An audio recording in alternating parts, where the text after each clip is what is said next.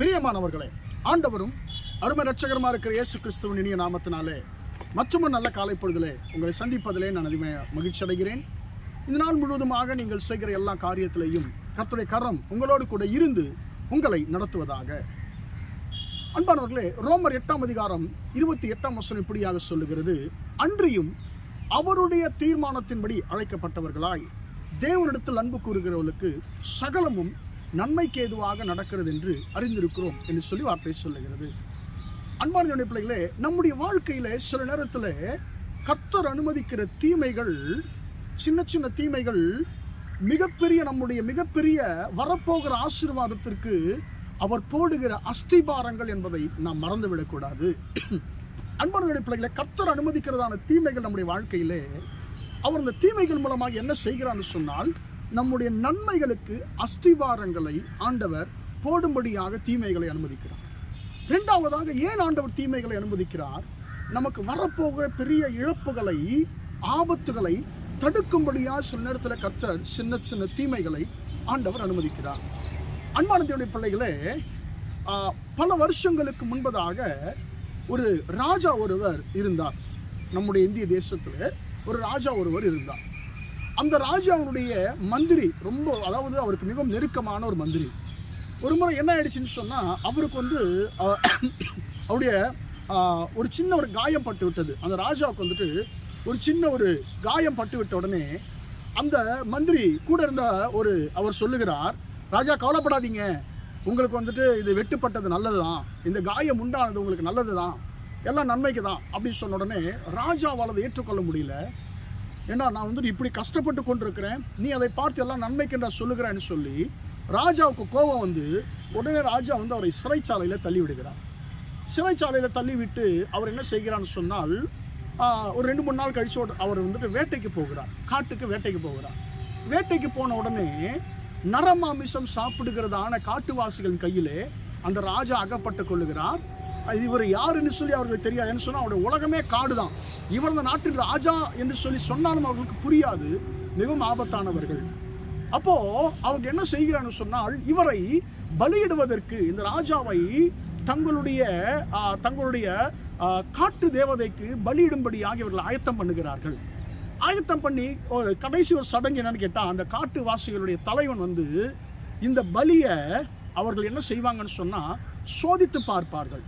அதாவது கீழேருந்து மேலே வரைக்கும், மேலேருந்து கீழே வரைக்கும் சோதித்து பார்ப்பாங்க, ஏதாவது இருக்குதா என்று சொல்லி, ஏதாவது பிரச்சனை இருக்கான்னு சொல்லி.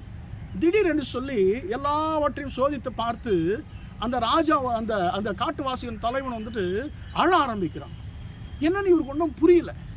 அவங்க ஏதோ பாஷையில் போய் பேசிக்கொள்ளுகிறார்கள், புரியல. அதன் பிறகு எல்லாம் கேட்குறாங்க, என்னாச்சுன்னு சொல்லி மற்ற காட்டுவாசிகளும் அவங்களுடைய பாஷையில் கேட்கும்போது, அந்த காட்டுவாசிகளுடைய தலைவன் இவருக்கு சமீபத்தில் உண்டானதான அந்த காயத்தை காட்டி இவர் ஏதோ பேசி கொண்டிருக்கிறார்.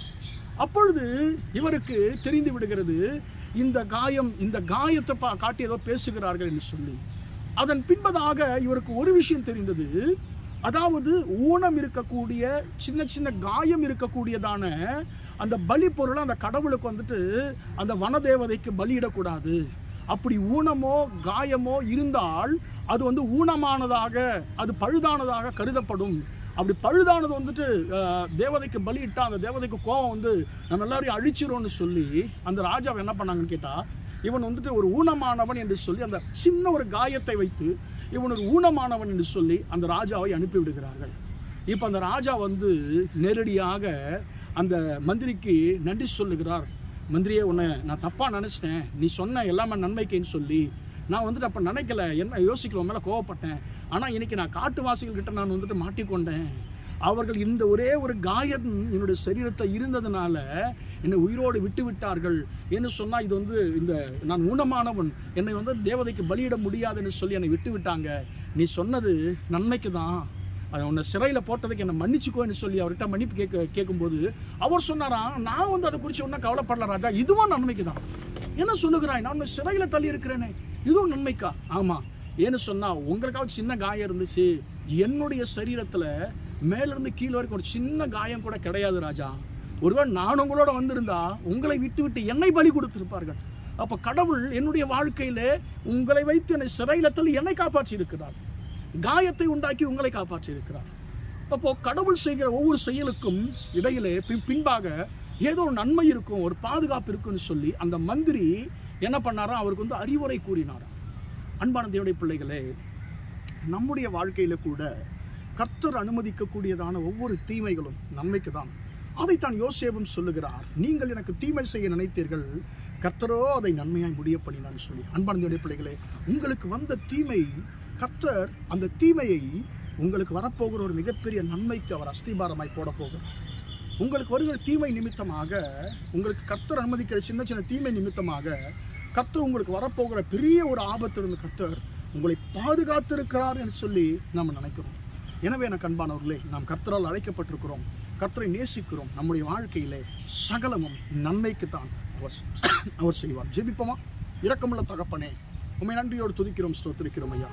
இம்மட்டுமாக அந்த வார்த்தைகளை கேட்ட அந்த ஒரே முடி பிள்ளைகளை நீர் ஆசீர்வதிக்கும்படியாய் நான் ஜெபிக்கிறேன் தகப்பனே.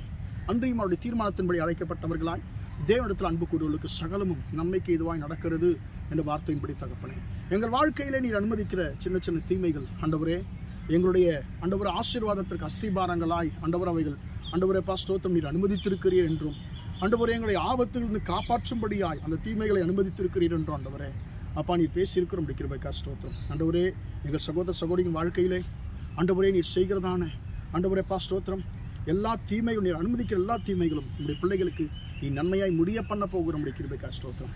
ஆண்டவரே, எங்கள் அருமையான சகோதர சகோதரின் வாழ்க்கையிலே ஆண்டவரே அவர்கள் எதிர்கொண்டிருக்கிறதான எல்லா தீமைகளும் இயேசு நாமத்தினாலே அவர்களுக்கு நன்மையாய் மாறட்டும் என்று இயேசுவின் நாமத்தில் ஒப்புக் கொடுத்து ஜெபிக்கிறேன் ஜீவனுள்ள நல்ல பிதாவே.